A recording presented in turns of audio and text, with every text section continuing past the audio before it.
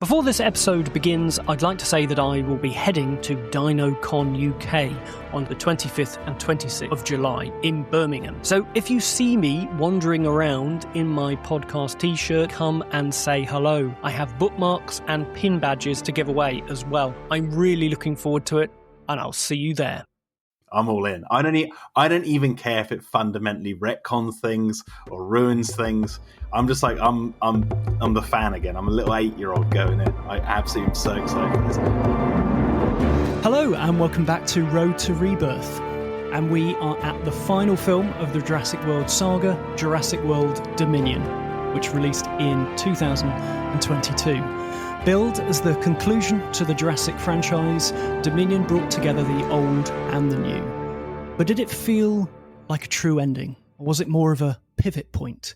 Today, we're talking about both the theatrical version and also the extended cut, including the stunning prologue and also much-needed breathing room, I think, for the story. To help me unpack all of this, I'm thrilled to be joined by two awesome guests. They have been officially involved with creating some amazing viral marketing campaigns for the Jurassic World movies. They also created and hosted the much missed by me podcast Jurassic Cast, interviewing cast members and also securing one of the first interviews with Colin Trevorrow after he was announced as the director for Jurassic World. Please welcome to the show Jack Ewins and Sam Phillips. Thank you so much for joining me today. How are you both? Thanks for having us. Thank you. Yeah, no, feeling good.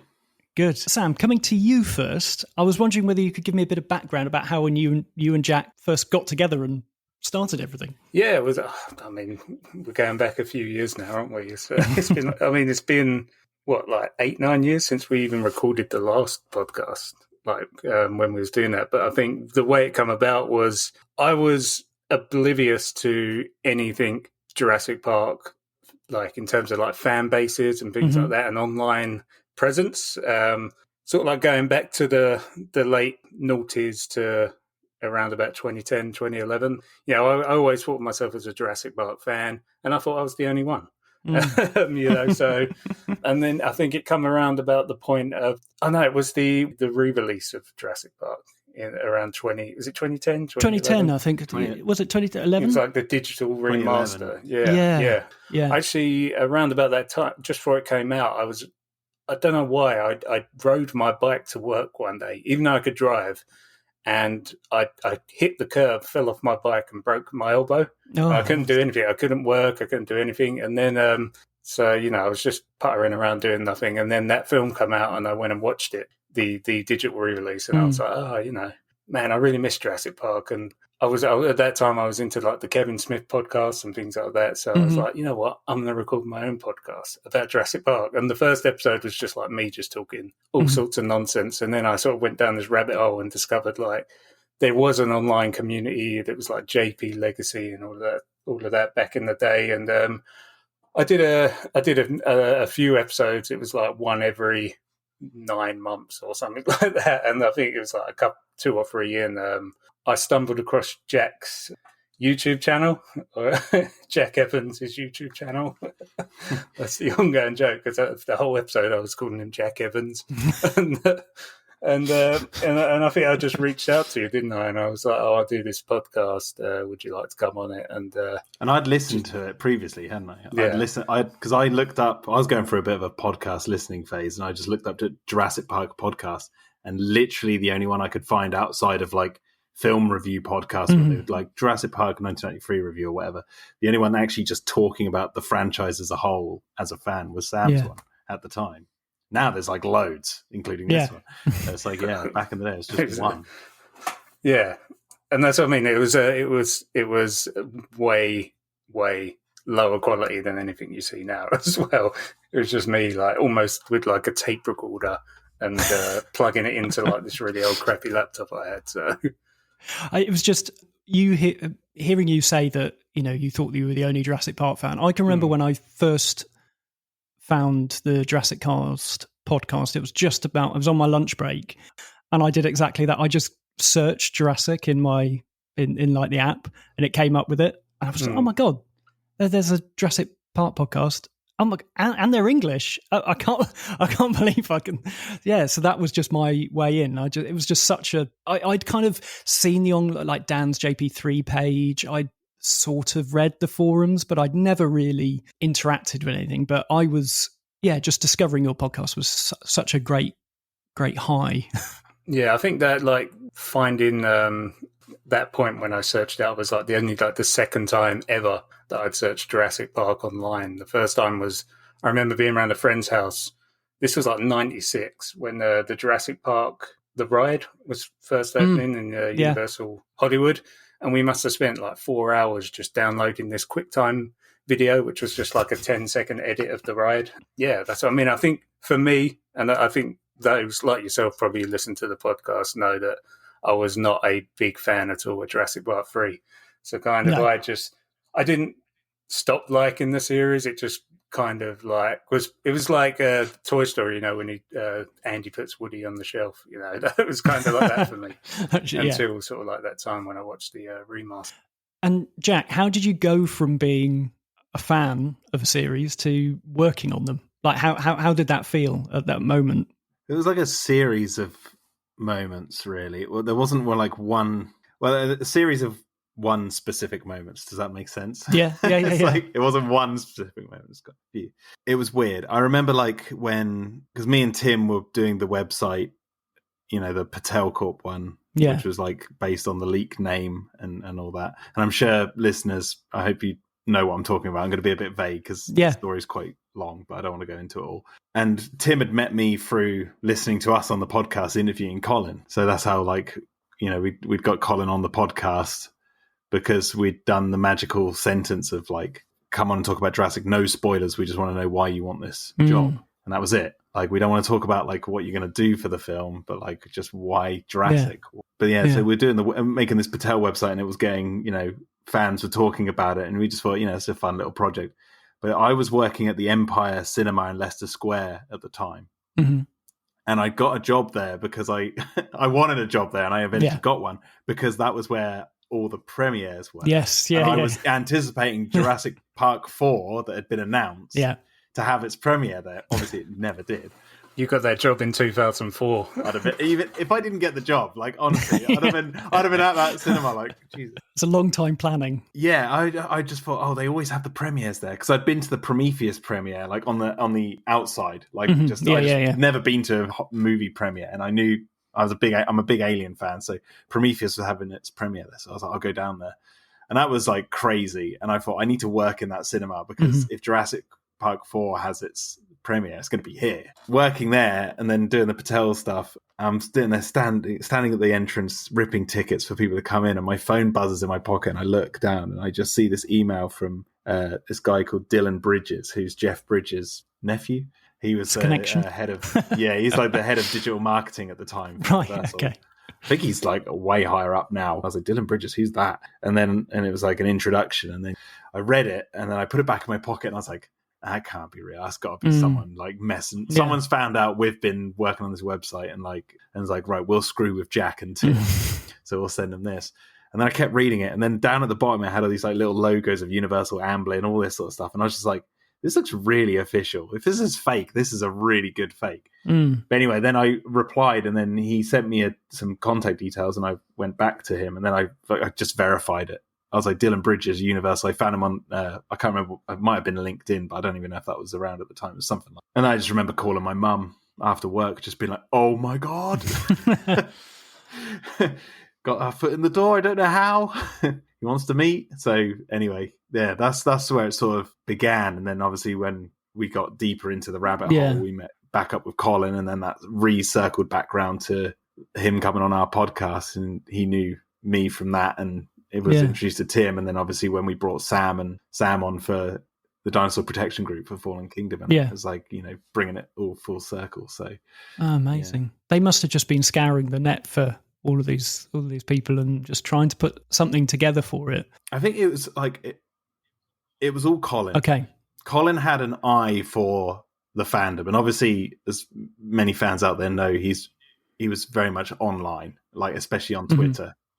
And he knew he was, because he's a fan like all of us, but he He'd obviously was a film director as well at the same time, but he definitely was a Jurassic, and so he was within the circle. So he knew that getting the deep fans involved to be like help work on the lore and stuff, that was a risk to the studio, but it was all him instrumental in getting us involved and giving us the freedom that we had to do what we did. I know we're jumping ahead to Rebirth, I do miss some sort of online presence with the director, because it makes all the difference, I think, with fans, and he can just directly talk to him. It's been very different.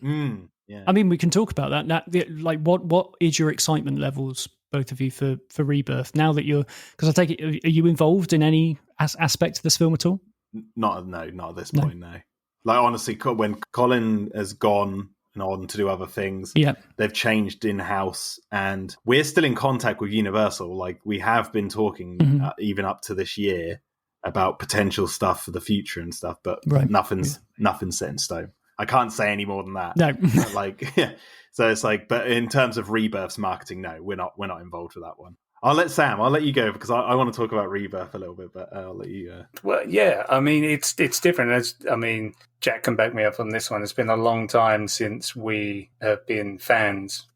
Been in the fan seat, looking forward to a Jurassic Park film, which, it's sad not being involved, but it's also really exciting as well to be back not knowing anything and just looking forward to it. But there's lots of things I'm seeing, and I'm like, although I've kind of been out of the loop on a lot of stuff, I'm just dipping in and out, and there's a lot of stuff I'm seeing, I'm like, oh, that's cool. And then there's a lot of stuff where I'm like, oh, that looks a little bit funky. But what's the funky stuff? I don't really want to be bashing it, but it's just like the mutadons and things like that. I'm a bit like, they could be interesting. I don't want to be negative, but a lot of it feels more like that Jurassic Park. Was it the 2000? Was it the Raw Thrills arcade game? Yeah, it was more like the movie adaptation of that. So, but hey, I hope it's good. Jack? I'm going into Rebirth not knowing what's going to happen in a Jurassic film, and that for me personally has not happened since I was 12 years old going in to watch Jurassic Park 3. It's so exciting. Like, I tell you, I'm the complete opposite of Sam. I'm all in on this one in terms of, like, I don't think anything's funky. I'm all in. Yeah. I don't even care if it fundamentally retcons things or ruins things. I'm just like, I'm the fan again. I'm a little 8-year-old going in. I absolutely am so excited for this. I think the mutadons, I mean, they just look like dinosaurs. If there was if they gave it an actual dinosaur name and said it was a dinosaur, no one would know any different. That's my opinion on it. But the Distortus Rex thing, that looks insane. Yeah. And I think the first trailer, I was a little bit like, that design looks naff when it's in like the smoke. Yeah. But now they've definitely tweaked it since then. And there's a lot of tweaking going on between those two trailers, a lot. Yeah. And I think the final film is going to be tweaked even more so. And as a big Alien fan, there's loads in this film that looks alien coded. Yep. Like the design of the scientific research base, the sort of retro futuristic computer consoles, the Distortus Rex itself looks like the Xenomorph. So like, I can't help but like it. I just hope that there is this part of me that's like, when they say in the line in the trailer, which I don't know if it's going to play out like it does in the final film, when they're like, this is the original research facility of the Jurassic Park. That's where I'm like, okay, now you're making me question everything, because I'm like, it can't be for the original Jurassic Park, because that makes no sense, because that was Isla Sorna. That was written by Co-op as well. So, and created. It could just be a trailer line, really, couldn't it? I wonder if she's like, this was the original research facility for the Jurassic Park, and then someone's like, no, this was for the new park, and that's it. Like, and as they've like cut that last bit out. I'm looking at like in the second trailer, there's like the lab back in the day, and I know in the Empire article, David Kerb and the article was saying like it's set 17 years before the film's set, which would place it in 2010. Somewhere. Yes, yeah. However, I'm looking at these computer monitors and stuff, and I'm like, is it 17 years before the park opened, Jurassic World? Yeah. Is it meant, or Jurassic Park? Is it like, is that what they mean? Because it's a bit vague, because the computer monitors are really big. Okay. Like, they're not flat screen, they're not touch screen, they're all clicky buttons and all this sort of stuff. So yeah, this is what I love. Like, I haven't been in this sort of position in a long time, so all the speculation's been fun. Although the trailers are now starting to reveal so much that I've dipped out of social media. And it's the quandary that I'm getting to now, running this podcast up until the release date, keeping myself active online, but also not wanting to spoil this as the fan and the reason why I set up this podcast in the first place. It's a fine balance. Yeah. Are you excited for it, Roland? Yeah, massively. Yeah, I mean, I'm a huge Gareth Edwards fan. You know, I remember going to see Monsters at the cinema, going there, watching it, and just being like, he made this in his bedroom sort of thing. This is incredible. And the idea of him and all the stuff that he did with Godzilla, which I love. I remember sitting there and watching Godzilla and thinking, my God, if Jurassic World or whatever Jurassic 4 is going to be like this, I'm really on board. So yeah, I think he's definitely the right eye to bring to it. And I'm imagining that the tweaks that we're seeing, it is down to Gareth and Gareth's input on actually the creature design, wanting to get the special effects bang on and the physics of it all right, to feel that weight. You know, the shot of in the second trailer of the T-Rex entering the water is just... It's one of my favourite shots from the entire franchise. Yeah. Like that, as soon as I saw that waddling into the water after the boat, I was just like, oh my God, the visuals of just that alone is just Jurassic through and through. You can't get any more Jurassic than that. It's just so daunting, isn't it? It's dread-inducing. Straight cut from Crichton. Yeah, so you can't get any more Jurassic than that. It's like, yeah. I got a funny little circle back to my job at Empire Cinema. When I was working there, they did the first ever UK screening of Gareth Edwards' Godzilla there. Oh. And my boss knew I was a big Jurassic fan because I was asking him, like, are we going to have the premiere? He's like, I'll find out. And then I was like, I like Godzilla as well. Like, are we doing that? And he's like, no. But he's like, but we are holding the first ever UK screening of it for the press to do their reviews, like all the big magazines and everything. He's like, do you want to get in? So I was like, yeah. So I actually went to that at the Empire Cinema. Oh, amazing. And I was wearing a Godzilla t-shirt. Everyone else there was in like suits and all. They looked like they were in like, you know, their professional journalist outfits. Yeah. I'm there. Yeah. I definitely stuck out like a sore thumb. I wasn't there with any notepads, nothing, like literally nothing. I just sat cheering all the way through.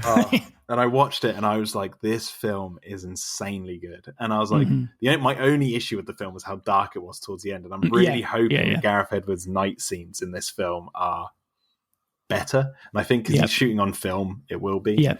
But that was my only complaint. And that was his second film. You know, I know. Godzilla was number 2. Well, like Colin was, you know, number 2 for him was Jurassic World. Yeah. It's just I can't wait for Rebirth. Really excited. But yeah, I've ducked out of social media. Can't be dealing with seeing like it's not just seeing spoilers, it's seeing the same visuals over and over and over again, because then you desensitize to it. So like that T-Rex wading into the water, I loved it. I'm trying not to watch it like a lot because I don't want to like see it too much. I think we said this, didn't we, back in like the Dominion, when they were doing the sort of the same marketing push of like TV spot, like with new stuff every single day. I think I even said to you back then, like, I really feel sorry for the fans who are having a lot of stuff like spoiled for them, and you know, having these like really cool visuals, like the excitement of them diluted for them.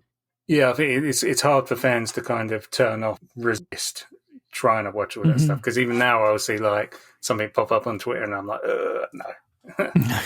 Yeah, I think Fallen Kingdom was the worst for me, which what I like about the 2 trailers that we've had, I can't put the story together really. I've kind of got the idea of dinosaurs and all that sort of like big action moments that are going to happen, but I don't know which point things are going to happen, because my mind, you know, as a film fan or whatever, I'm trying to piece together, you know, just naturally putting story beats together in my head, which for Fallen Kingdom, I think once I'd watched all of the marketing campaign for the trailers and stuff and the little TV spots, I was like, okay, this happens, this and this. And so when I went and sat in the cinema, I was like, I know exactly how this film's going to play out. I just want to go on record to say that even though we worked on Jurassic World Fallen Kingdom's marketing, we did the viral marketing. Yeah. We had nothing to do with the trailers. No. And I even though those trailers are beautifully edited, outside, like if you take it away from spoiling the movie, they're beautifully edited trailers.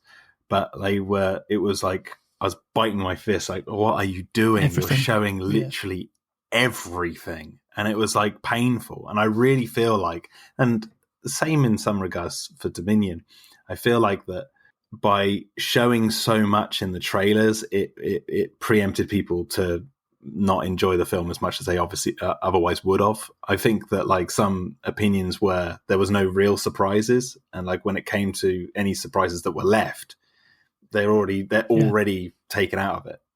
So not that I'm saying people would actually change their mind, but they would have gone in and had a different experience. Yeah, exactly. Yeah. Let's get on to Dominion. And I was wondering, Jack, whether you could give us a synopsis for it. Yes. 4 years after the destruction of Isla Nublar, BioSyn operatives attempt to track down Maisie Lockwood while Dr. Ellie Sattler investigates a genetically engineered swarm of giant locusts. Sounds like a great movie. Is that the IMDb one? That's the IMDb one. Someone's gone in and changed it so they're not hiding what the film was about. Wow, incredible. So, Sam, what was your first impression when you sat down and watched Dominion? Where were you? What were the thoughts that went through your head? Well, Colin invited us, didn't he, to Pinewood Studios like a year before the film came out. So this was June 2021 to go and watch like an early assembly cut or the first assembly cut it was like a room full of the sound editors and sound engineers and all of that, which was just mind blowing because we didn't know, did he? He just invited. Like he sent you an email. I was chatting to him. I was just chatting to him in emails, and then he was like, "Oh, I'm showing a screening. Do you want to come? I've got like 6 tickets. Bring some friends." And I was like, "All right." So I took a load of you, didn't I? Yeah. So we went up there and sitting in the John Barry Theatre at Pinewood Studios and watching like the first cut of Jurassic World Dominion a year before it came out that was the experience we had. So that was if you're going to have a great first time watching it, that was the one. Yeah, obviously we had a different experience than most with it, so that kind of rose tints it for us a little bit, being in that experience. But for us, the version that we watched was pretty much 95% of what the extended edition is. Wouldn't you agree, Jack? Or it didn't have. I think the only real big difference is it didn't have the Cretaceous opening. Okay. Yeah. Oh, yeah. No, it didn't have that. It opened directly with the T-Rex attacking walking through the drive-in theatre. Yeah. Which was really cool. It was a good opening, but I prefer the one with the Cretaceous opening. And then I think the only other difference I can think of, just from memory, we recorded a podcast straight afterwards where we noted our thoughts on it, and I've released it on my YouTube channel. So you can go and listen back to what we thought about the film a year out from release. Yeah. It's like a time capsule, wasn't it? But there's like few little differences. Like there's a shot of, in the final cut, both cuts of the film, there's a shot of Barry giving out earphones to all the characters in Malta, and they're putting them in, whereas that wasn't in there. So one of my notes to Colin after the film was like, you need to have a shot of Barry or someone giving microphones out, because it was really weird, everyone talking to each other, and like how the hell can they hear each other across the island? And he was like, oh, we have that shot, it's about 17 seconds long, I'll put it back in. And there it is. So it's things like that I can remember. But and some questionable blue screen in the Malta sequence. They hadn't finished all the effects, had they? Yeah, as a film in general, it was just like, because up until that point we had only had like, I think Colin had relayed the story to you back in like 2018, wasn't it? Just after Fallen Kingdom, Jack, and it was like 3 or 4 months after Fallen Kingdom was released. He invited me to Pinewood to chat with him about what we're going to do next, and then he literally sat there and just told me the entire plot of Dominion, and it was pretty much word for word exactly what we see in the final film before he'd even written it on script. Like that is his film, regardless of what people think of it. Like he had that vision and wanted to make it. I've still got my notes, and there's something I don't know if you brought this up before, like the end battle basically with the Giganotosaurus, the T-Rex, and all of that. I think in the original, like back then, he mentioned that he might just even have like the Spinosaurus come out at some point as well. So, well, he did word it. This is from memory, bear in mind. He worded it as in like he was talking about all the fans on YouTube who keep making battle arenas on Jurassic World Evolution. Like they make like Gaming Beaver and stuff, make these huge circular bases with all the paddocks open up inside and just a 4 of dinosaurs just going at it in the middle. He was like, I kind of want that to be the ending. Okay. Like they're all in these holding paddocks in this massive ring, and something happens where all the gates open and there's just the characters are just stuck in the middle of this absolute carnage, mess of dinosaurs. Carnage. Obviously, he probably pitched that and they went, yeah, we're going to need to dial it back. So you've got the ring, you got the BioSyn ring, you've got all the dinosaurs like pretty much in there, and then some of them are like, as far as I could tell in the film, because that's one of my big contentions with Dominion, is how messy the setup is where the dinosaurs are at the end. But like, I think some of them are leaving, and then you've got, the T-Rex, Giga, and Therizinosaurus are the ones battling it out, and a Dreadnoughtus is walking past and stuff like that. But yeah, he was debating having the Spino there and God knows what else. I don't know. I saw it 3 times in the cinema, I think, with various different people. For me, it was the return of Alan Grant, Ellie Sattler, Ian Malcolm, getting all of those back together on the screen. You know, I was just so desperate to see Alan Grant again. I thought, I'm never going to see him again.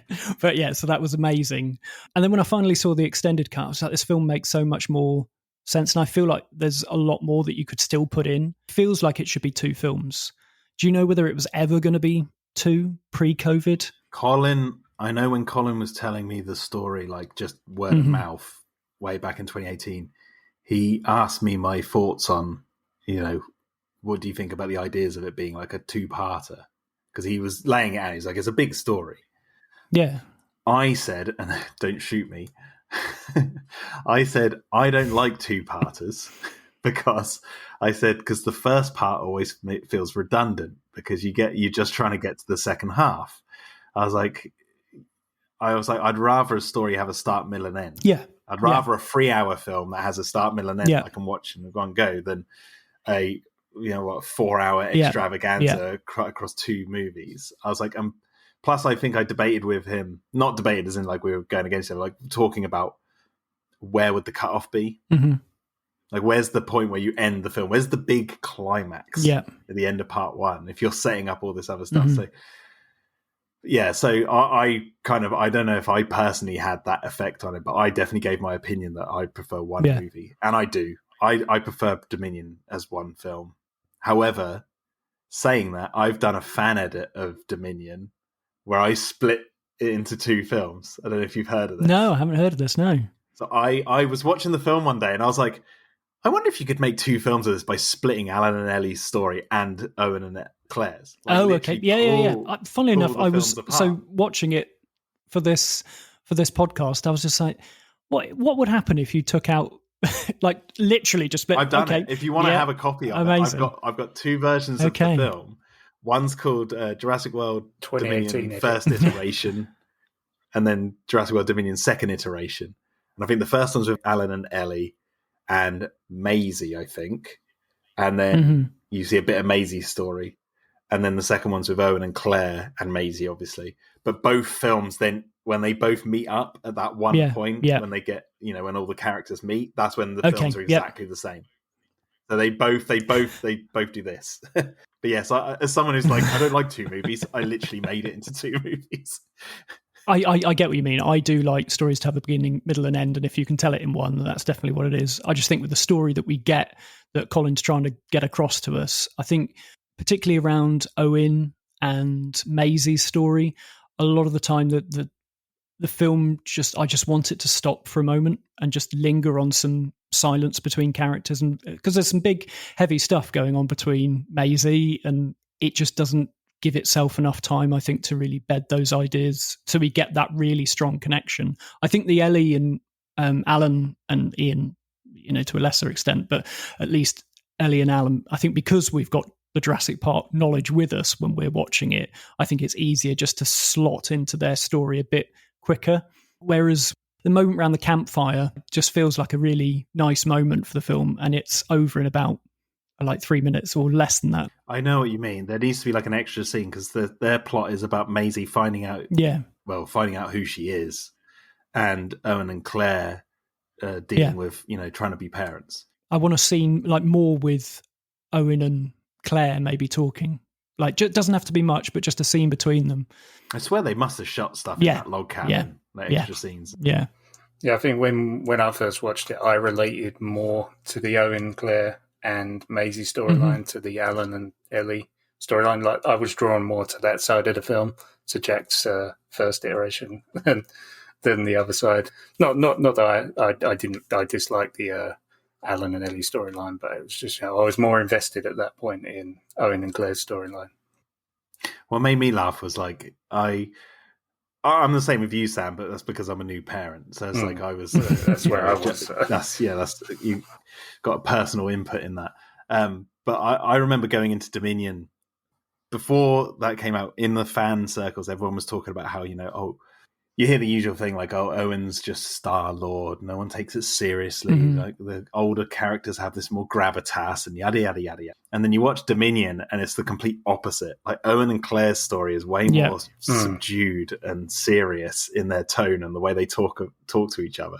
And then Alan, Ellie and Ian are all like quippy and like laughing and joking and stuff like that. And then when you think about it, and my opinion on that is that makes complete sense because it's, how far from the trauma are you? Owen and Claire are literally living in isolation with this girl they've essentially kidnapped. Yeah. And they're trying to work out what to do with her. And it's a really weird situation. And obviously Claire's wanted for, her involvement with the Dinosaur Protection Group and all that sort of stuff. Ellie, Ian and Alan are so far removed from 2001 and their last involvement with this stuff that they've sort of come to terms with their trauma and they're a little bit more like, as Ian is, he's just like, it's the end times, whatever, we've squandered our time. It's like I love the fact that Ian Malcolm is the in-house philosopher for BioSyn. He's quite slimy in Jurassic Park. He just says whatever, he pitches his piece. Doesn't care that anybody doesn't listen to him. Nobody's listening to me. I'm just going to moan and tell you that you're all wrong and I'm right all the time. That's what he does in the books. And it feels like he's just come to terms with that fact in Dominion. He's this, as Rome burns, he's enjoying his best life. And I think Jeff Goldblum had amazing time. I think the three of them improvised a lot of their stuff. They also had the history of the character in their minds, so they're in those characters. I'm currently listening to the Lost World audiobook, the Crichton book, in prep for Rebirth because I'm trying to get in Coop's head. Like when I go into Rebirth, I'm like, what has Coop got from these books that he's going to try and adapt? Yeah. Anyway, interesting point. There's a whole bit about Malcolm in that book, how he was an in-house. I can't remember what they called him now. In-house person for InGen. Okay. So like he worked extensively for InGen for a long time, and I'm like, that's where Colin got the BioSyn stuff from. Like that is genuinely the way they word it in the book. I can't remember exactly how it's worded, but I was listening to it. I was like, yep, that's where Colin got the whole idea of him working for BioSyn from. It's like laid out right there. So it's interesting. Yeah, interesting. Actually rereading the books this year, I was amazed about how much like Colin and Emily took from the books. Like I was just had a little pen just marking down. I was just like, this is Jurassic World Dominion, and it feels like Malcolm's speech and all of that feels lifted right from some bits in Lost World, particularly that lecture he gives at the start of the book. There's lines directly taken from I was thinking that Claire is kind of the most developed character. I think across the three films, if you're looking at somebody who really goes on a journey, do you think that's true? I do. There is one bugbear though that I have with Dominion and Claire, which it irritates me every time I watch the film because I'm like, it was so close to grasping complete greatness. Whereas like, actually no, I might take that back. Actually, I think I'm remembering a conversation I had with myself in my head, and I'm so okay. What I'm trying to say is, the plane has been attacked by the Quetzalcoatl Atlas. And Owen turns to Claire and he looks at her and he realizes she's got to be the one to go save Maisie. So he goes up and he's like, you're the one who's got to go get her. I love you. I'll see you again. And he just lets her go. And she goes off into the wilderness. And he's then, obviously she thinks he dies in a plane crash. It always bugged me ever since my wife pointed this out. And then ever since she mentioned it, I was like, why did you have to say that? She was like, Claire and Owen find Maisie. It's not. Oh yeah. Claire finds it feels like it should be Claire finds Maisie. Yeah. And she's like, I've done it. And then Owen comes up. I feel like what Colin was actually trying to go for was that no, you can't split them up. Yeah. Because even though they're like, no, you go rescue, no, you go, like all this sort of stuff. It's like, no, she has to see you both there together to trust you. So that's why when Maisie sees them after the car accident, she's like, my parents. She doesn't say Owen and Claire. She says my parents. And I feel like had it been one of them, it wouldn't have the narrative point that I think Colin was going for. So I've kind of just turned myself around on that. I was about to be like, yeah, mate, Claire should have found Maisie. But it's interesting.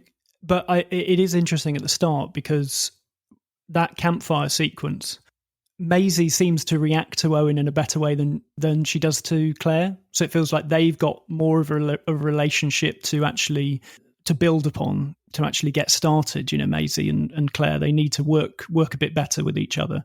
Whereas when Owen turns up, they're just like, oh yeah, they high five each other and they're whittling outside. Well, there is an underlining thing with Owen and Maisie where Owen doesn't trust her. Yeah. Because he's like, don't go past the bridge. He has that argument with her around the campfire and she storms off. And then when she's like with Beta and she's giving him the bread, he comes up with Blue and he's like, Maisie, get back in the house. She's like, I'll come with you. And he goes, what did I just say? And she storms off and that's what gets her kidnapped.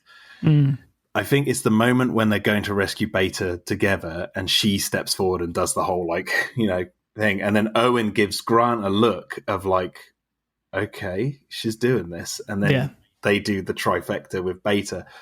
I feel like that moment narratively is really important for the whole story because visually it's like a callback to obviously, visually you're looking at it, it's Owen with the 3 raptors around him and he's putting his hands up from Jurassic World. This is the complete opposite. You got 3 large humans and 1 tiny raptor. So it's like visually it's the mirror image. But also you've got Alan Grant there witnessing for the first time this sort of raptor behavior, human relationship, which he has not seen since communicating with him with his whistle. But it's like obviously putting Alan Grant in a situation with a raptor. It's a young raptor, so it's still dangerous, but it's not like he's confronting an adult raptor.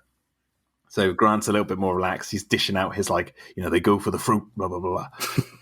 And then Beta obviously goes for Alan. So it's set up earlier that they know when you're scared, kind of thing. It's like Owen and Maisie have that exchange of dialogue about they can tell when you're scared. And obviously Alan Grant being his history with raptors is the first time, even though it's a young one. That's why Beta goes for him. But then you've got the whole Maisie Owen relationship is coming to a close there. Okay. Like they're trusting each other because Owen is like, Maisie, you've got him. Like we're going to triangulate. So I just think there's loads going on in that moment that really ties a lot of things together over the legacy of Jurassic. But most people might not spot it. No. They might not think about it. They'll just see like the hand thing and be like, nah. And that's it. It's probably a film that I will watch least compared to the other 2, Jurassic World and Fallen Kingdom. Actually, my opinion of Fallen Kingdom was quite low when I first saw it, but actually it's the film that I've now probably enjoyed the most out of those 3, just because of the big swings that it takes. And the more I watch it, the more I can see exactly what Bayona and all of them were doing with that film, and it's very clever. And as a horror film fan as well, I just love the look of it. Classic horror. And just the fact that it's somebody just playing in a sandbox and just doing stuff that you wouldn't expect. I can sit down and watch that film and just enjoy it as a film. Doesn't need to really be associated with Jurassic Park or anything. It's just a fun, really good, suspenseful film, I think. Dominion is the only one, if you watch it, it wouldn't make much sense unless you've watched the others. I think Jurassic Park 3 has the San Diego line and the name drop of sauna in Fallen Kingdom are the only 2 things that would make, if you didn't know anything, you'd be like, the hell are they talking about? What was that? Yeah. But no, what's the San Diego incident? What's Alan Grant talking about? But their stories actually make sense in a vacuum. You just take them out. You can watch it from start, middle, and end, and it'll make sense. Dominion gets a little bit lost in the weeds when they start talking about the first generation came from sauna and all that sort of stuff. Yeah. The can, Dodson grabbing the can. What's the point in that? Why do they keep showing that stupid? You also got 8 characters with no real background story as well. So you're just like, who are these people? If you're going in for the first time. And Sam, what do you think about the new characters that Dominion brings in? Like Ramsey and Kayla. there's quite a new people that we've got to get on board with quite quickly and trust quite quickly as well. Yeah, I think they the way they were handled and introduced was they felt very Jurassic, and they felt, I say very Jurassic, they felt very Jurassic World, and they slotted into their respective parts in the story quite well. I don't feel like there was too many parts for them shoehorned in. I think I maybe had one or two issues with some of the characters earlier on, but after that, I thought, after watching it for the second time, I was a little bit more, welcoming of them. I think it was more to counterbalance the returning characters as well, isn't it? It's like we can't just have a complete cast of reunions. We've got to bring some new blood in as well. And at that point, I know, this was the end of the saga, but there also, was potential for taking stories forward with spin-offs and whatnot. So, you did there was probably a bit of studio play in that as well. Yeah. I mean, I enjoy Kayla. She's probably my favourite of the new characters. She does a pretty good job, I think, of slotting into that group and actually being an entertaining presence on the screen. Yeah, she did. She felt like she could have been a character in Indiana Jones or something, like a sidekick. Star Wars. She's Han Solo. yeah. She literally is. She's got the rugged ship. Yeah. She gets met at at Tatooine. Scum and villainy in Malta. Yeah. She even has when they start the blooming plane up, it has the Millennium Falcon sound. It goes, nice. That noise. Yeah. When you start watching Dominion through the lens of Star Wars, you'll start to see how Colin was giving his 2 middle fingers up to Disney for what happened with him. I remember thinking when that whole thing kicked off, and I thought he's going to channel so much of raw energy and up you mentality. Kind of you have all the classic hero characters, Alan, Ellie, and Ian, all survive. None of them die, and they all meet. Yeah. They have that glorious shot of all of them together. Whereas the new Star Wars films, they killed Luke, they killed Han, they killed Leia, and they all had separate films. None of them got back together. So it was like him being like, "Nah, you screwed up." We even got our own Mos Eisley with the with the black market. I love all that stuff, the black market stuff. I have a question though. Would you guys consider Dodson a new character, even though he had his cameo in Dominion? Because I wouldn't, I wouldn't in the sense that I actually think Campbell Scott played him very well to the point where if you go back and watch Jurassic Park and look at the mannerisms between the original actor and Campbell Scott's version, they actually are very similar, the way they're awkwardly talking and stuff. But obviously he is introduced in a major way in Dominion. Yeah. Because I think if we were to consider him a new character, I would say he's my new favourite because he's such a slime ball. And I've got a lot to say about Dodson as a character. I'm interested to think about why Ellie and Alan are so down on BioSyn and Dodson. There isn't the overt connection early up front that he's the person that sent Nedry. I'm just thinking for a general person sitting down and watching this film, building him up as this big bad that's almost been playing behind the scenes of all of this. Is it because he feels more like a Steve Jobs or like Tim Cook?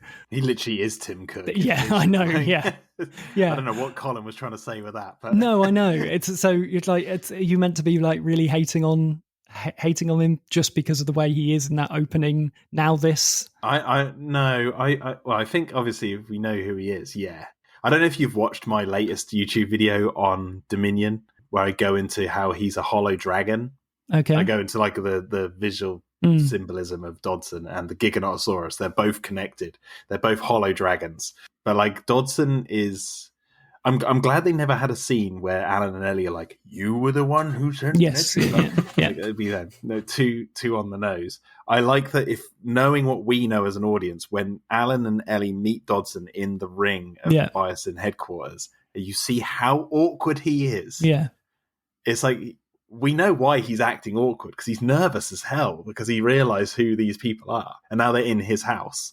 And it's and that's why he's like, you want one of my bars, And it's he's acting really skittish and, I think that's the first crack that we see is when he asks Ramsey, "Have you got one of my bars?" And it's he's building him up before that as being like, oh, he's this amazing guy, he's so handsome and he's so smart and he's just like me. And then he goes, have you got any food for me? And he treats him just like a servant. And immediately the dynamic has shifted. We can see exactly what their relationship really is. It's not about Ramsay being the same as him at all. It's not in Dodgson's eyes. He's somebody who's a lackey, and I can get him to do what I want.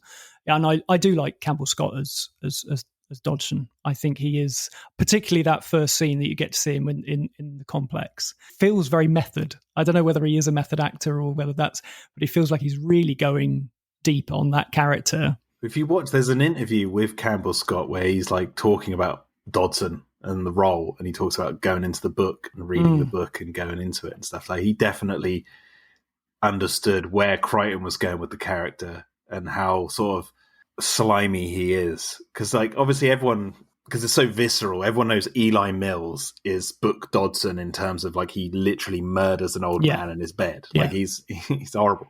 Dodgson tries to murder all of the main cast in Dominion. Yeah, he tries to have Owen and Claire killed in Malta. He turns off it gets them to turn off the ADS.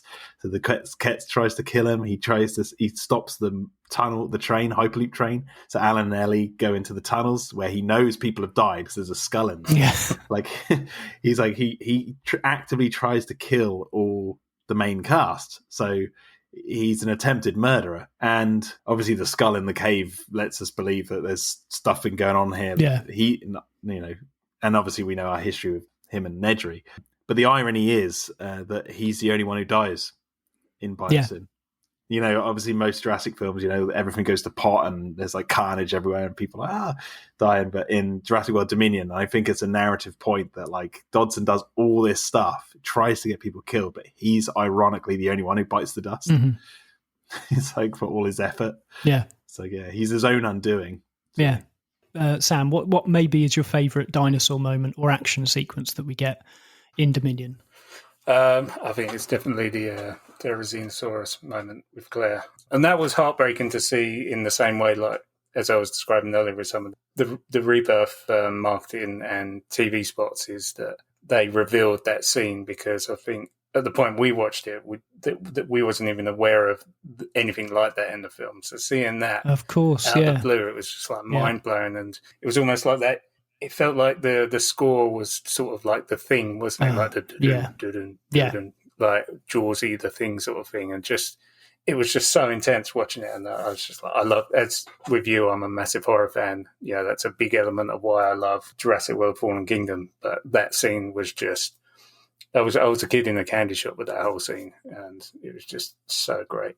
But yeah, for me, like, to answer your question, that scene from start to finish. I think Giacchino, for me, is the MVP of the film.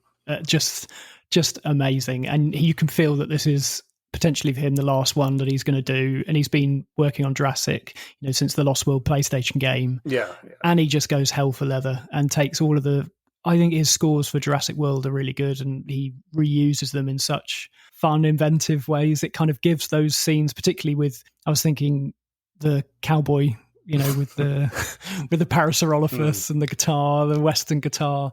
I feel like it makes that scene even more fun because of it. I think if it had been too serious, the theme or the music underlying it, then it might have teetered into ridiculousness. But I think he saves it with taking that music and just applying it again. Yeah, it would have been interesting to see it with no score, like the original T-Rex breakout. Just from that perspective, just quiet, just the sounds of the jungle. Jack, what's your takeaway kind of dinosaur or action scene? Probably that entire Malta sequence. Yeah, because that was quintessentially the newest. Yeah, this film had to offer, because. You were talking about your love of Fallen Kingdom and what that did for the franchise. Because I've always had this debate in my head since seeing the two films, which Jurassic film was the more ambitious one out of the two. I think Dominion takes it for me, because obviously half of Fallen Kingdom is like on an island. So it's very similar territory, but it's ambitious when it goes off island to a haunted house. Yeah. So, but Dominion is, I think, ambitious throughout, especially with its plot involving these locusts and then obviously having dinosaurs global and black markets and all that sort of stuff. It's like, I'm not saying it's like perfect, but it took some very big swings. The Malta sequence, I think that's the equivalent of like the main road attack sequence from the first film. It's like these big 20-minute long action sequence. Happens roughly about the same time, I think, as well. Kind about of an hour into the film. And it just blew me away. And I think, again, narratively, it's like the visuals of Owen being chased by the raptors this time and not being with them, and obviously what that means for his character and us as an audience following him since Jurassic World. I think it was so fun. And I really like that. I think it's in one of the extras they talk about how it might have been Colin actually saying he wanted to set it in Malta because it's very ancient looking. So you have these very ancient looking creatures alongside this ancient looking human. They're all a nice colour palette. The actual dinosaurs match the surroundings, all of them, particularly when they're out in the street. And I think they could have really dropped the ball with it in terms of its ridiculousness, but I think they nailed it. And again, I think that's down to the score as well, because the score is just, I mean, that was in my head the second that scene had finished. You know, I could hum that coming out the cinema. The plane, the cycle. Yeah. That track. Everyone talks about that track because that is the one. Yeah, that's where you just get your head bobbing. You're like, this is great. Yeah. So that, and then I would say one of the other the dinosaur moments I really, really appreciate in the film is the T-Rex Giga meeting for the first time. Yeah. Oh, well, second time technically if you count the Cretaceous cut, but just stealing the deer. Yeah. Just take the deer. They have that little scrap and walk off, and it's just so natural. And I just one thing I wish Dominion had more of was like when they're traveling through BioSyn Valley, just seeing some more herbivores and stuff, just some more dinosaur behaviors out and about. That's the kind of stuff that I think I wanted a bit more of. I wanted that bigger view. We're moving to so many different locations, but rarely do we get big, wide shots, or when we get to a new space, we get traveling shots of helicopters and things, but we immediately are back into the action. We're in tight shots on characters and they're in a new location, whereas we don't get a chance to like take a step back and go, wow, where have we come from Jurassic Park?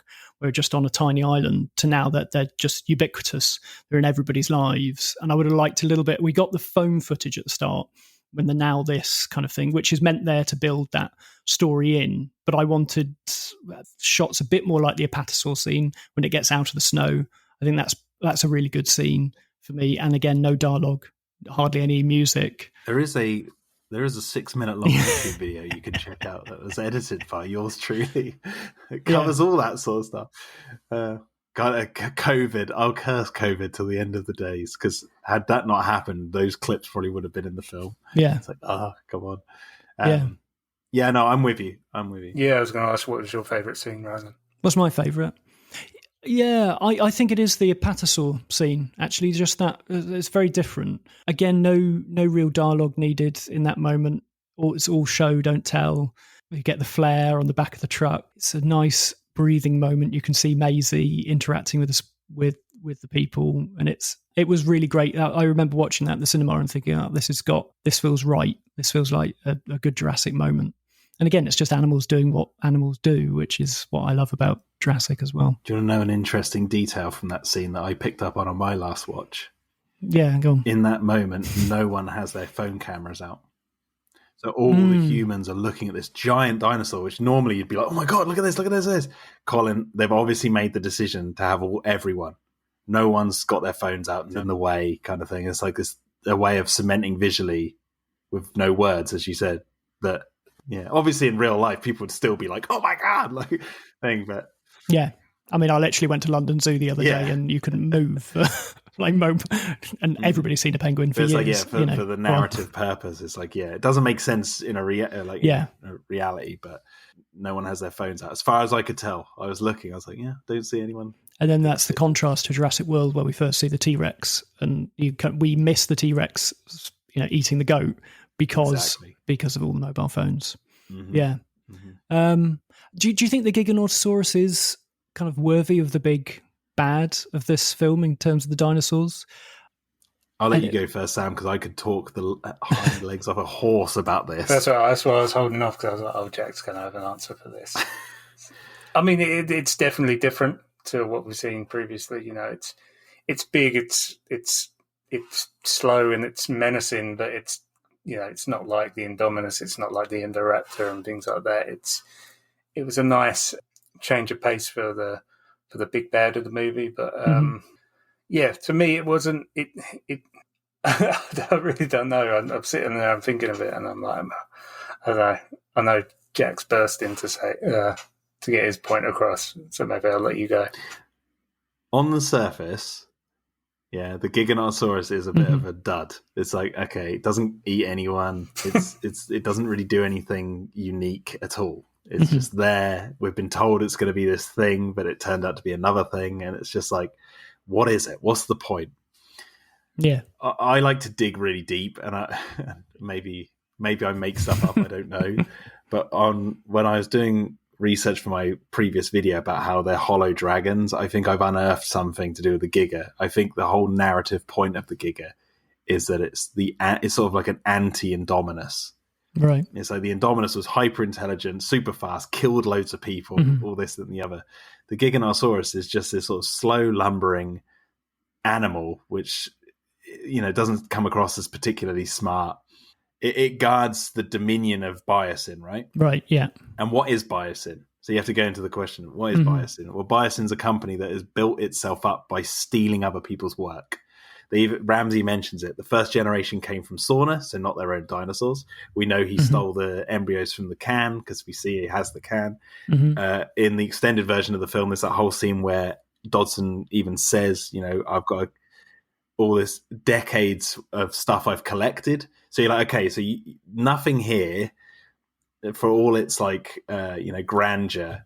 Essentially, the Ian Malcolm line, in Jurassic Park, you just stood on the shoulders of people who did it before. Exactly, and it's hollow. It's literally hollow. And so I equate the Giganotosaurus to a dragon sitting on a pile of gold. And obviously, we know in Dominion, as they said, they're sat on amber. The amber mines are underneath BioSyn, so it's like amber's like the gold that the Giganotosaurus is sleeping on.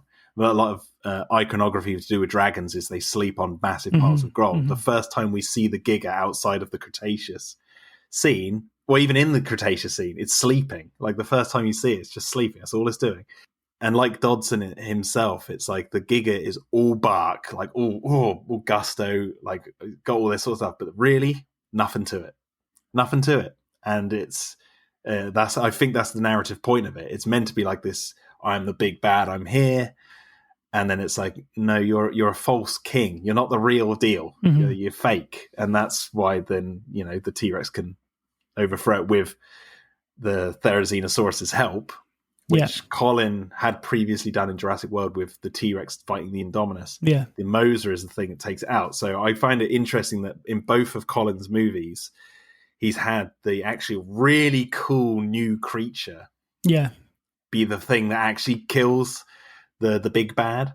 So Jurassic World, obviously, it has the T-Rex and Raptor working together to take down this T-Rex Raptor hybrid. So the unnatural versus the two natural. Yeah. I'm doing air quotes, by the way. For listeners.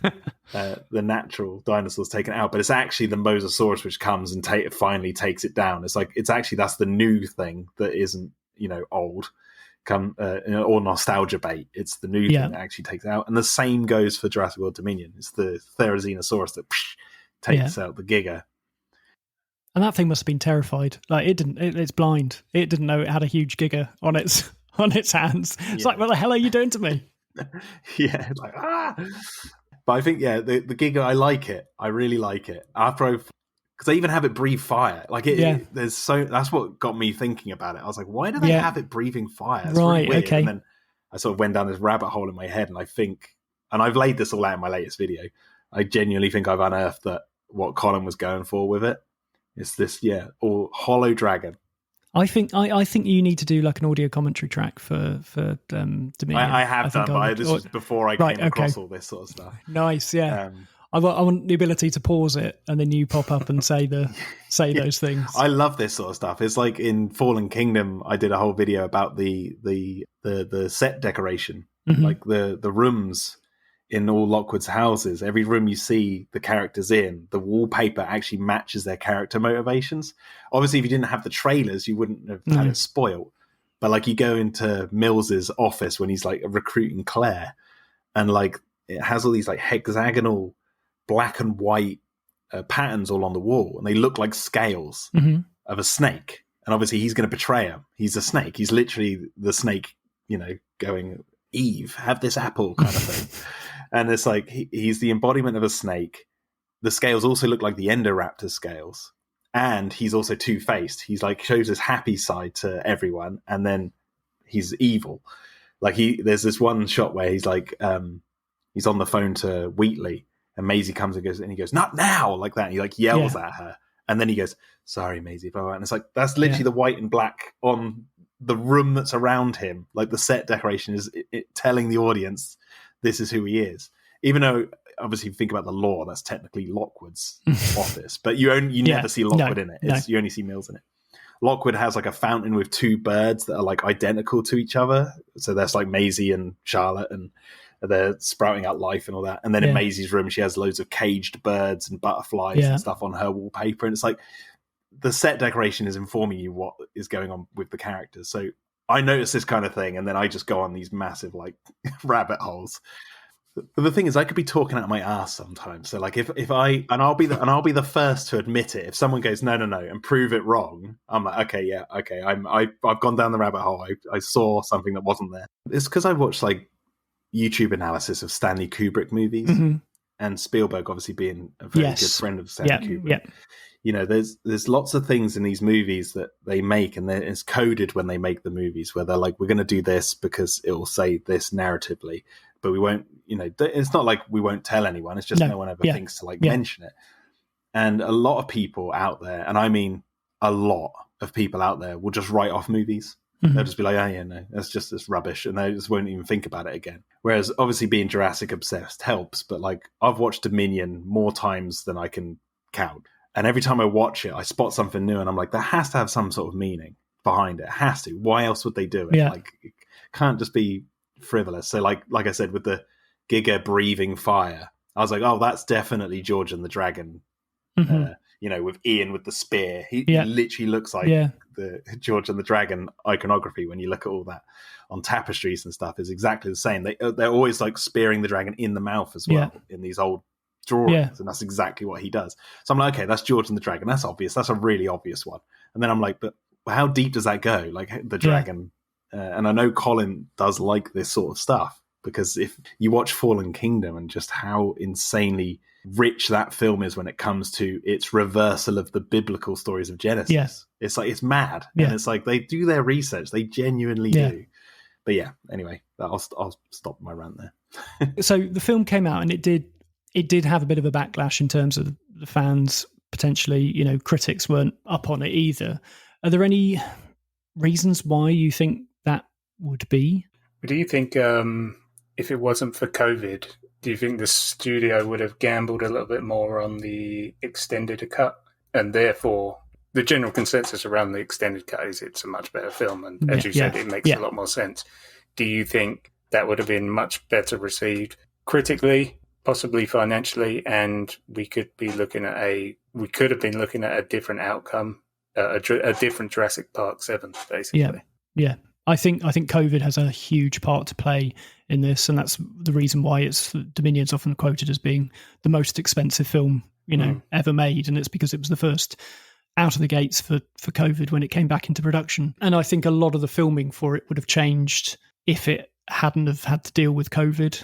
I wonder whether more on location stuff would have happened between people, particularly towards the end and the Giga scenes and all of that. It feels quite close and quite tight. And you don't know quite how close people are actually allowed to stand in certain.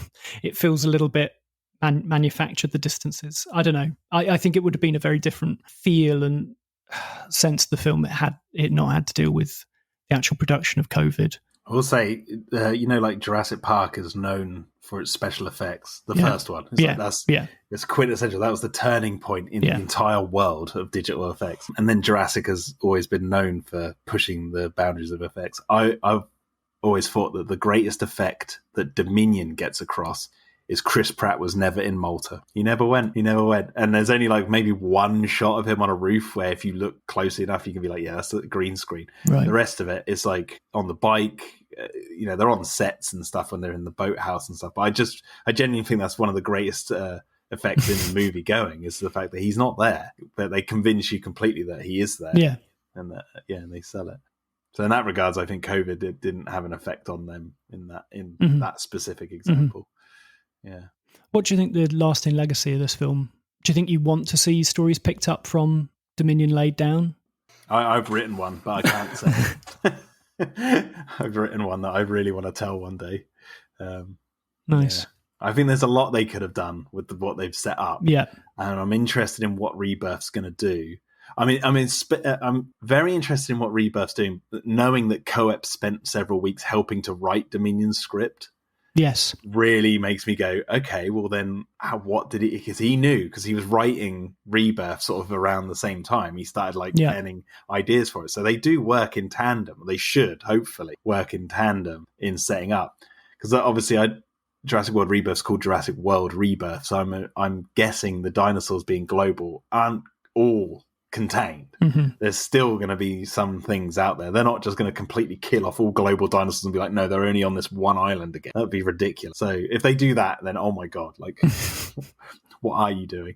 They can do anything with this series. They could always have a dinosaur crop up anywhere. Yeah. It's just whether there's a taste for it. I always felt that they could actually genre hop, which is something I was kind of hoping they were going to do, as in the Malta sequence feels like a sort of Jason Bourne Mission Impossible type movie, but it's like in a Jurassic wrapping. I kind of felt like they could have had other movies like that where they take a genre, like the end of Fallen Kingdom is like a horror film set in a haunted house, classic Universal horror, but it's wrapped in Jurassic. It's like, keep doing that. I think wasn't that his kind of plan before he came back, Colin, was to kind of hand over the keys to different styles of director, because he said, if he'd been doing Star Wars, then who knows who would have been ended up doing Dominion. Maybe somebody with more of that kind of action sensibility. I don't know. Let's have let's have a horse racing movie, like a Seabiscuit. But instead of Seabiscuit, but instead of horses, it's Parasol Office or something, Or I don't know, that one's a bit stupid, but maybe like Twister. Okay, you got the movie Twister. They're chasing tornadoes. Well, what if it's not tornadoes they're chasing? What if it's like you got this ragtag group of people who are like close knit friends who've been working together years? They've got all these custom trucks that they drive around. And they go, right, we've had a dinosaur sighting over here. Let's go tag it and get our research or whatever they're doing, or document it. Maybe they're a documentary team. And that's what they do. And it's like a road movie. So you have a literal road movie where they're driving on the road, stopping at truck stops and all that sort of stuff. And it's like, that sort of thing is what I'm hoping we'd see more of. And that can still happen. Yeah. Could still happen. Yeah, I don't think, I don't know, I could be wrong, but I don't think Universal is quite ready to disregard the last three films that grossed like $4 billion a few years ago. Yeah. And, like that trilogy is still a massive marketing machine, with Blue and all of that. They're still introducing them in the theme parks and that around the world. So Jurassic World, the trilogy there is here to stay for the time being, hopefully. But yeah, I think that's maybe what Colin did the most, was manage to resurrect a series that was dormant, couldn't move at all, and came in with such energy and just confidence, I think, and guts, and just went, look, I can turn this into something that will last. And I think that's probably what he's managed to do, is actually those three films, if he hadn't have done them in the way, and they didn't, critics can say, fans and everybody can say what they like, but, those films, he managed to change a brand from Jurassic Park into Jurassic World and created something that now I can't see stopping. The fact that we were just a few years after Dominion, we're getting a seventh film, it's astonishing to think that what he set up in those three films has now led this impetus. We've got the TV shows, the Chaos Theory on Netflix, which is slowly getting more and more money each season, it seems, to bring in bigger guest stars, more money to spend on it. And you don't know where that whole thing is going to go, the relationship with Netflix and DreamWorks. Will we have a live action TV show at some point? I don't know. Personally, I'm not the biggest fan of TV shows, so I'm like, it'd have to be really good to get me involved. Yeah. Like, get me. I'm thinking of kind of a Monarch sort of style. Yeah, I didn't enjoy Monarch. Oh, okay. I won't bring that up. Like, it had its moments where I was like, could be really good, but I hate filler episodes where they just natter on and nothing really happens. And you're like, this is what goes back to my like parts 1 and 2. Yeah. Like, I like my start, middle, and end. Just a movie will do. But no, they could, and I mean, they could do a live action show, and if they did, then I hope they do a really good one. Mm-hmm. You know, a mini series would probably be better, like a 5-episode mini series, like Chernobyl. You know, that show was phenomenal, and it was only 5 episodes long. You're like, do something like that. That'd be good.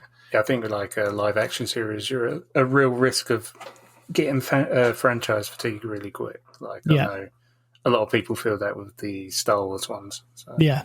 And getting lost in the weeds, because there's, like, obviously Jurassic has a lot of lore and all that sort of stuff, and TV shows can really mess with it. Just going back to your, like, the legacy of Jurassic World Dominion, like, where do you think it's going to go?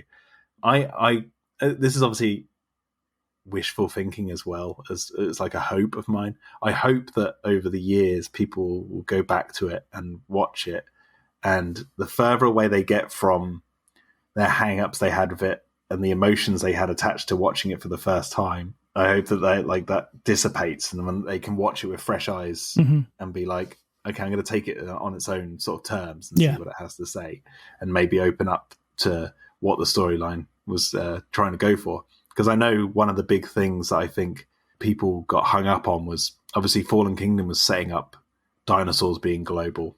Yeah. And obviously Dominion comes along with its locusts. And that, I think, threw a lot of people. And they were like, I thought this was going to be about dinosaurs being global, not these genetically engineered bugs. And for me, I knew about the bugs right from the beginning. So I was like, I really enjoyed the sort of Crichton-esque feeling of those, of that storyline. And obviously the Andromeda strain, you know, going into this circular building with these white things, and Alan and Ellie in these know, biohazard suits and stuff. I was like, Giacchino even lifts some stuff from the score for that as well. Yeah, exactly. So I'm like, that's exactly what I love. So for me, I'm already biased. However, you know, I think obviously we did the marketing for Dino Tracker, and we had people seeing dinosaurs around the world. So we had a part to play, very big part to play in setting people up for, hey, this is what the story is going to focus around. Although the locusts were teased on our website, where we'll say that. But I think once people get away from that, like the ripples of that effect die down a little bit, and they can go into the film, especially after Rebirth. Maybe Rebirth will give them, because that's specifically about the dinosaurs. We've got to get their DNA, blah blah blah. You know, maybe they'll go back to Dominion and watch it with a new set of like expectations. I think that will help a lot. I know Fallen Kingdom, it's helping already. People are going back to that and being a bit like, you know, that's not as bad as I remember it being. No. So yeah, that's what I hope anyway. If not, I love it and I don't care. Nice. Yeah, I'd just like to say thank you both so much for joining me today. It's been real fun talking about Dominion. Everybody go out and watch it and think about those dragons sitting on their gold. I was wondering where people can find you online, if indeed you want them to. Yeah, I'm on Twitter at Pterodome3K and Pterodome3000 on YouTube. I'm trying to get, because I've got a new job now, so I'm trying to get like time to do more YouTube videos. I'm doing like Jurassic Fact shorts. So go over there, learn some things about the franchise you might not know. Yeah, myself, Twitter, BamSam_MD, and Instagram, Sam Phillips 9985. Mostly just me running, but I'll post some Jurassic stuff every now and again. Cool. Well, again, thank you both very much. And I can't wait to hear your thoughts when Rebirth eventually comes out. It's not long now. Thanks, Roland. My huge thanks to both Jack and Sam for that conversation and hearing all of their stories from working with Colin, seeing Dominion early, and their thoughts. And I think after that conversation, and after a few other things that I've listened to, my opinion of Dominion now, after doing all of these episodes, has changed for the better. I think the final film still feels compromised, and it feels like it doesn't take its time enough to allow me to see all of the things that Jack was talking about. They're there, but I wanted to explicitly feel them myself. I don't think the film hits in the emotional way that I wanted it to. And it might take a couple more years for me to get there. I can't quite believe it, but we're at the end. I set out at the beginning of February to put something together to really honour the film series that I have loved the most. And I hope these 12 episodes, this whistle-stop tour of the last 32 years in Jurassic history, has been interesting for you. And I hope that you've learnt some new things along the way. For me, I've met some amazing people, had some incredible conversations, and it's a joy that when this Road to Rebirth season is done, I'm hopeful that those conversations will continue. I've still got a few more episodes to release. I've interviewed a couple more people, but I'm not going to tell you who they are yet. Just have to wait and see. As always, if you've enjoyed this series, please go on to Apple Podcasts and review this podcast. Give us a 5-star rating. It really does help this show find the Jurassic fans out there. And also follow me on Instagram at Road to Rebirth Pod. But until next time, I'll just say thank you very much for listening, and goodbye.